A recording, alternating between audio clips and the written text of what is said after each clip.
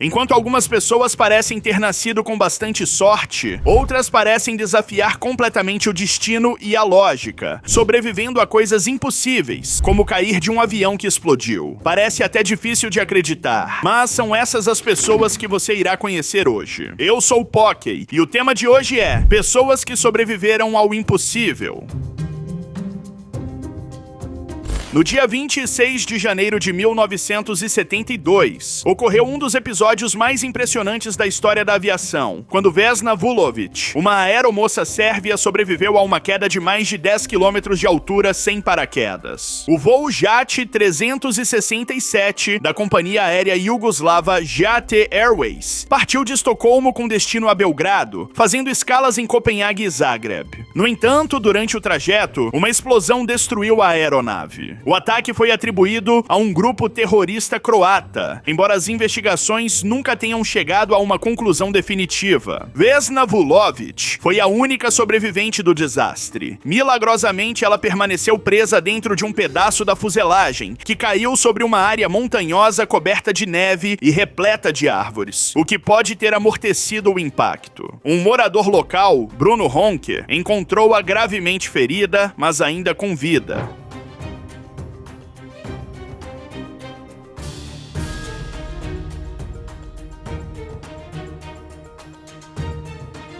As lesões de Vesna foram sérias, múltiplas fraturas, incluindo uma fratura no crânio, costelas quebradas e paralisia temporária. No entanto, após meses de tratamento intensivo, ela conseguiu recuperar parte de seus movimentos e eventualmente voltou a andar. Médicos especularam que sua pressão arterial naturalmente baixa pode ter sido um fator crucial para sua sobrevivência, pois teria evitado um choque fatal durante a queda. A resistência de Vesna Vulović lhe rendeu reconhecimento internacional. Ela foi homenageada por autoridades da Iugoslávia e registrada no Guinness Book como a pessoa que sobreviveu à maior queda livre sem paraquedas. No entanto, apesar da notoriedade, sua vida após o acidente não foi fácil. Ela enfrentou dificuldades financeiras, perdeu o emprego devido a questões políticas e passou seus últimos anos vivendo de uma pensão modesta. Vesna faleceu em 2016, mas sua história continua sendo um dos relatos mais extraordinários da aviação e da humanidade.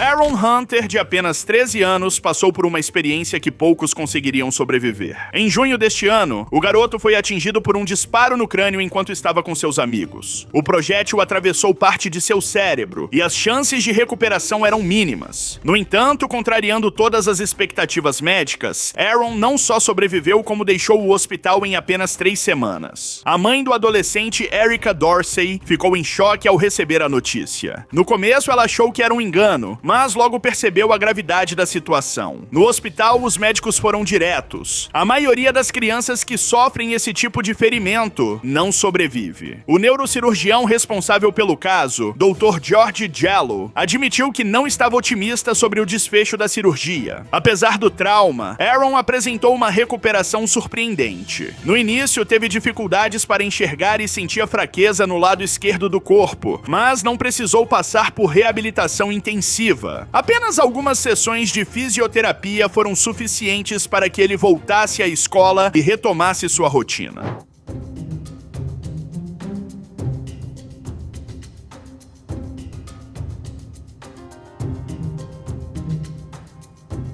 A polícia segue investigando o que aconteceu naquele dia. Erica acredita que o tiro foi disparado acidentalmente. Para ela, Aaron também precisa refletir sobre a situação e aprender com o que ocorreu, pois não deveria estar perto de alguém com uma arma. Mesmo após a cirurgia, alguns fragmentos do projétil permanecem alojados na cabeça do garoto, e os médicos continuam monitorando seu estado para evitar possíveis complicações no futuro.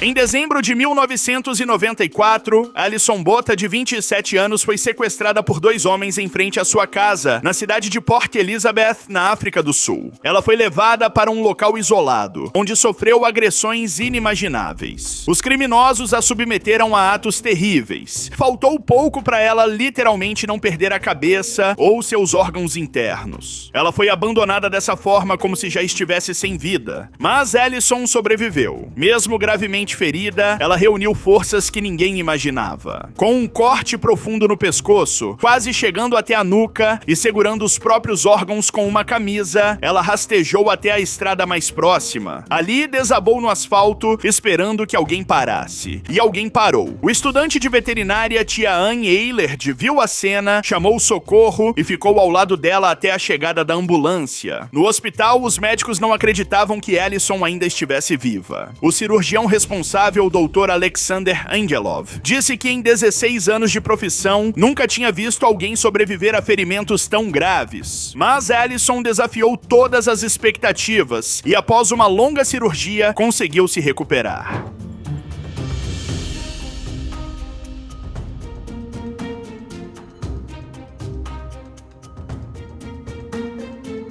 Os dois criminosos foram presos e condenados à prisão perpétua. Mas Allison não deixou que sua história fosse marcada apenas pela violência que sofreu. Ela se tornou uma palestrante motivacional e escreveu um livro sobre sua experiência. Um avião caiu no meio da floresta amazônica no dia 1º de maio de 2023. Não houve sobreviventes além de 4 crianças sortudas. Leslie, de 13 anos, Soleini, de 9, Tien Noriel, de 4 e Christine, um bebê de apenas 1 ano, ficaram sozinhos no meio do nada. Durante 40 dias, eles vagaram pela mata fechada, sem comida, sem abrigo, sem ninguém para ajudar. Só tinham uns aos outros e o pouco conhecimento que aprenderam com seu povo indígena, os Huitoto. O pior é que a mãe dele sobreviveu à queda, mas não resistiu. Antes de morrer, ela pediu para os filhos seguirem sem ela. Foi Leslie, a mais velha, quem carregou o bebê no colo e guiou os irmãos pela selva. Quando a pouca comida que encontraram acabou, eles se viraram com frutas, sementes e até lama para matar a sede. Enquanto isso, um batalhão de soldados e indígenas vasculhava a floresta. Helicópteros jogavam comida lá de cima e até tocaram uma gravação da avó das crianças, pedindo para que elas não saíssem do lugar. Mas elas continuaram andando.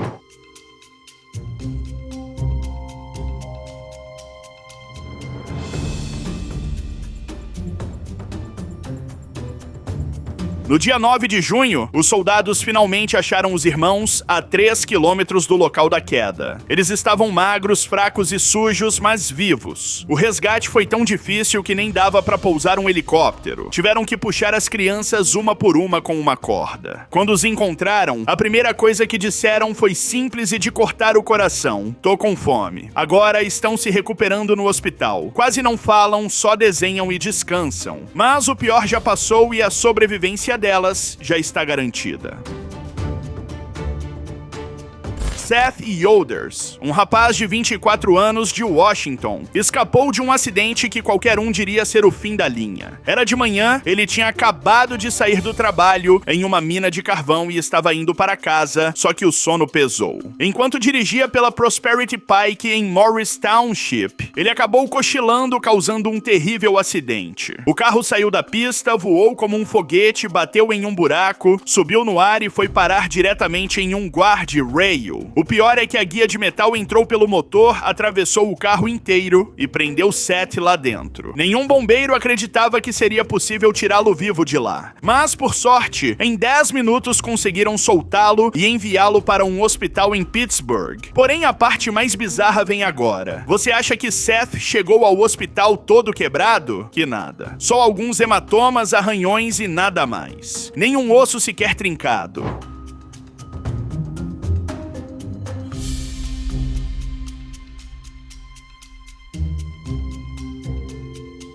O chefe de polícia, Michael Natali, disse que o motorista escapou por um triz da morte. Com a força da pancada, um dos faróis foi parar a 80 metros do carro. Agora é se recuperar e agradecer porque essa foi por pouco. Se fosse qualquer outro, já teria nos deixado.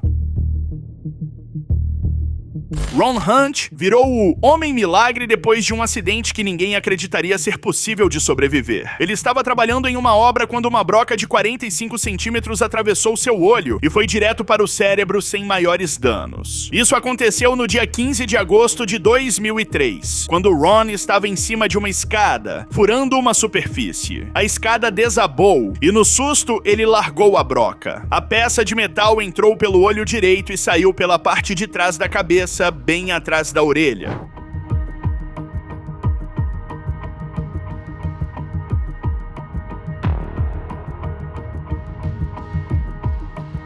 No hospital, os médicos não sabiam o que fazer até que perceberam que a broca estava um pouco solta. Então, em vez de cortá-la, eles começaram a girar a peça até ela sair. Foi uma operação e tanto. E Ron, mesmo no sufoco, ainda fez piada com os médicos pedindo para alguém tirar uma foto de sua ferida. O cirurgião, Dr. Paul Ludlow, disse que ele teve muita sorte. Se a broca tivesse virado só um pouco mais para o lado, não teria sobrado nada de Ron.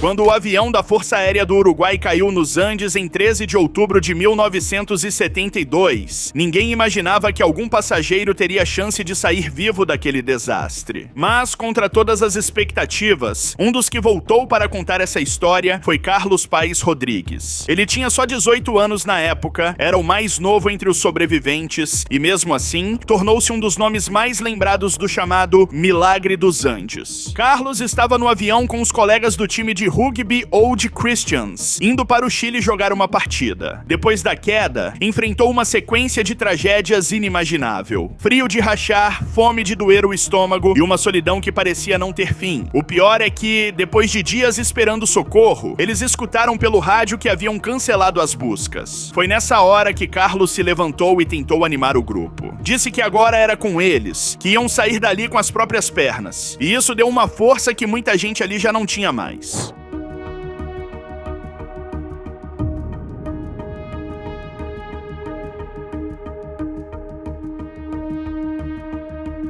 Mas não foi fácil. Carlos teve que aceitar comer a carne dos falecidos em prol da própria sobrevivência. Ele passou dias cavando buraco na neve, ajudando os outros, costurando um saco de dormir improvisado com cinto e pedaço de banco para ajudar os colegas que tentariam atravessar a montanha. No fim das contas, Carlos sobreviveu aos 72 dias de terror nos Andes e voltou para casa com uma história que até hoje ninguém esquece. Ele mesmo diz que não foi sorte, foi vontade de viver. Caleb Whitby, de 27 anos, passou o maior apuro de sua vida quando ficou preso entre dois caminhões. O acidente aconteceu em uma estrada gelada e com muita neblina na cidade de Baker, nos Estados Unidos, e a situação parecia não ter mais jeito. Tudo começou quando Caleb bateu na traseira de um caminhão que estava tombado na estrada. Seu carro virou de cabeça para baixo, mas a grande surpresa ainda estava por vir. Outro caminhão vinha em sua direção e ele já sabia que não teria como escapar. Ele relata que nessa hora, quando viu a luz do caminhão, apenas fechou os olhos e começou a rezar, pois sabia que aquele seria seu fim. Não havia nada que pudesse fazer. O impacto foi brutal. O caminhão passou por cima de seu veículo, esmagando-o como se fosse uma lata de refrigerante. A cena foi de desespero, mas surpreendentemente Caleb ainda estava vivo. Ele ficou preso entre os dois caminhões, mas sem ferimentos mais graves. Se fosse empurrado só um pouco mais, a história teria sido outra.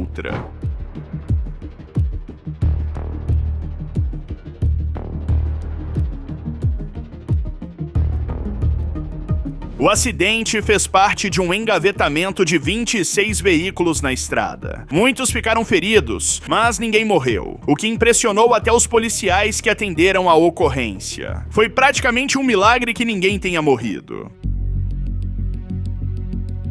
Tsutomu Yamaguchi viveu algo que poucas pessoas poderiam imaginar. Ele sobreviveu aos 2 bombardeios atômicos que atingiram o Japão em 1945. Yamaguchi era engenheiro e trabalhava para Mitsubishi. No dia 6 de agosto de 1945, às 8 horas e 15 minutos da manhã, uma explosão devastadora destruiu a cidade de Hiroshima. Ele estava a apenas 3 quilômetros do epicentro da bomba e foi atingido pelo impacto, sofrendo queimaduras graves e ferimentos nos ouvidos. Mesmo assim, conseguiu se recuperar e no dia seguinte, retornou para sua cidade natal, Nagasaki. Apesar de estar ferido, Yamaguchi decidiu voltar ao trabalho no dia 9 de agosto. Enquanto explicava ao seu chefe o que tinha acontecido em Hiroshima, um novo clarão tomou o céu. Outra bomba atômica havia sido lançada, agora em Nagasaki. Mais uma vez, ele estava a 3 quilômetros da explosão, mas, por sorte, escapou sem novos ferimentos graves.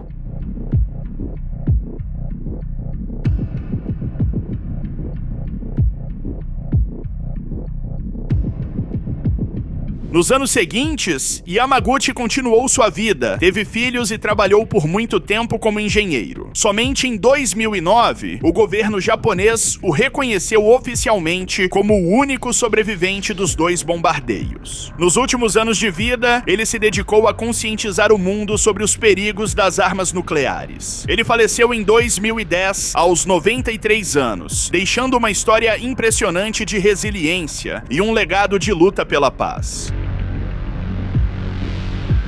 Carlos Rodrigues era um adolescente como qualquer outro até os 14 anos, quando sua vida mudou de forma inacreditável. Após uma noite de exageros, ele pegou um carro sem permissão e acabou se envolvendo em um acidente terrível. Foi arremessado pelo para-brisa e bateu a cabeça no chão. Os médicos lutaram para salvar sua vida e para isso precisaram remover uma parte enorme de seu crânio e cérebro. Ele sobreviveu e, mais do que isso, continuou vivendo normalmente, sem grandes problemas para pensar ou se locomover. Os especialistas dizem que isso só foi possível porque ele era muito jovem. O cérebro ainda estava em desenvolvimento e conseguiu se adaptar à perda. Mesmo assim, sua aparência chamou a atenção do mundo todo, pois ele ficou com metade da cabeça.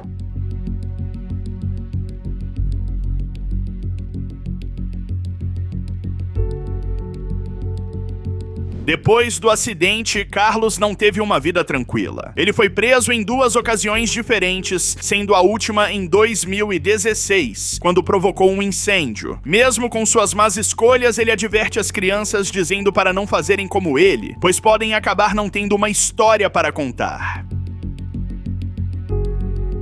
Em 1992, a holandesa Annette Herfkens viveu uma experiência que poucos poderiam imaginar e menos ainda sobreviver. A viagem tranquila ao lado de seu noivo, Willem van der Pas, se transformou em tragédia quando o avião em que estavam caiu em uma área remota da selva vietnamita. Quando Annette recobrou a consciência, percebeu que estava em meio aos destroços, cercada por um cenário devastador. Seu noivo e a maioria dos passageiros não sobreviveram ao impacto. Ferida gravemente, com múltiplas fraturas e um pulmão colapsado, ela ainda enfrentou 8 dias completamente sozinha, sem comida e com pouquíssima água, aguardando um resgate incerto. A sobrevivência exigiu resistência e criatividade. Sem poder se locomover direito, Annette encontrou uma forma de coletar água da chuva usando materiais do avião. Ela também aprendeu a lidar com a solidão e o medo, concentrando-se na natureza ao seu redor para manter a calma. Mesmo diante da dor e do esgotamento, não perdeu a esperança.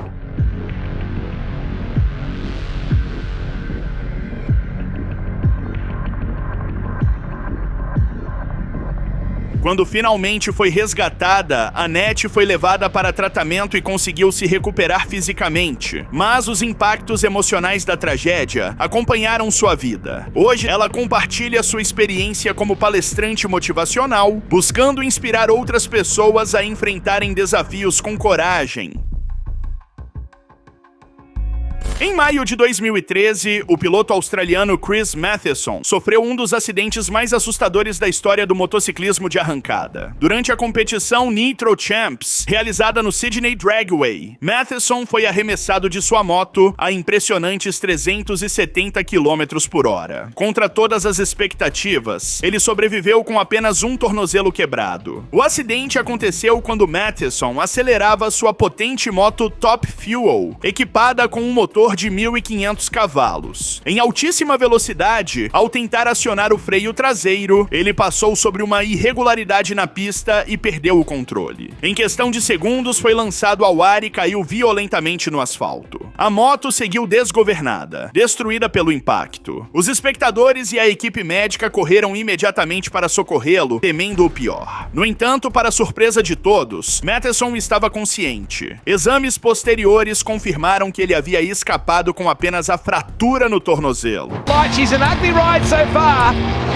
Gets it back on the line now. Front wheel doesn't touch down. Oh no, big problems for Chris Matheson. That's nasty. Oh my goodness, off the... Esse não foi o único momento perigoso na carreira do piloto. Em outra ocasião, um vazamento de óleo no motor fez com que ele perdesse os freios e batesse na barreira de proteção. Matheson continua sendo um dos maiores nomes do motociclismo de arrancada na Austrália. Seu acidente de 2013 ainda é lembrado como um dos mais impressionantes do esporte, tanto pelo impacto tanto quanto pelo desfecho quase inacreditável.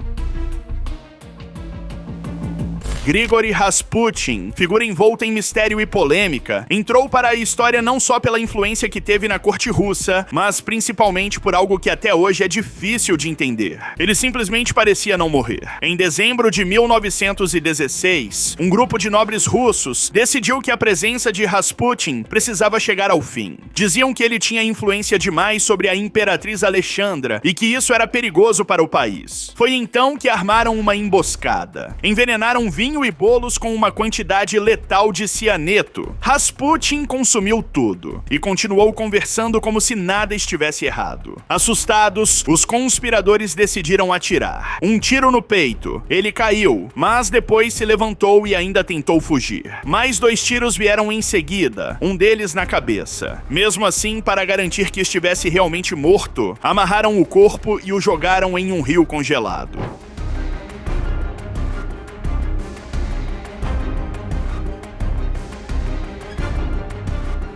Relatos indicam que quando o corpo foi encontrado, havia água nos pulmões e arranhões no caixão improvisado. Isso levou muitos a acreditar que Rasputin ainda estava vivo quando foi jogado no rio. Antes disso, ele já tinha sobrevivido a outra tentativa de assassinato, quando foi esfaqueado por uma mulher em plena rua. Ficou meses se recuperando, mas resistiu. Ninguém sabe ao certo como ele aguentou tanto. Alguns falam em resistência física impressionante, outros em truques, e há quem diga que ele realmente tinha alguma espécie de poder místico. Mas uma coisa é indiscutível: Rasputin realmente ficou marcado como uma pessoa praticamente imortal. Esse foi o vídeo, dê seu like. Beijão, valeu, falei, tchau.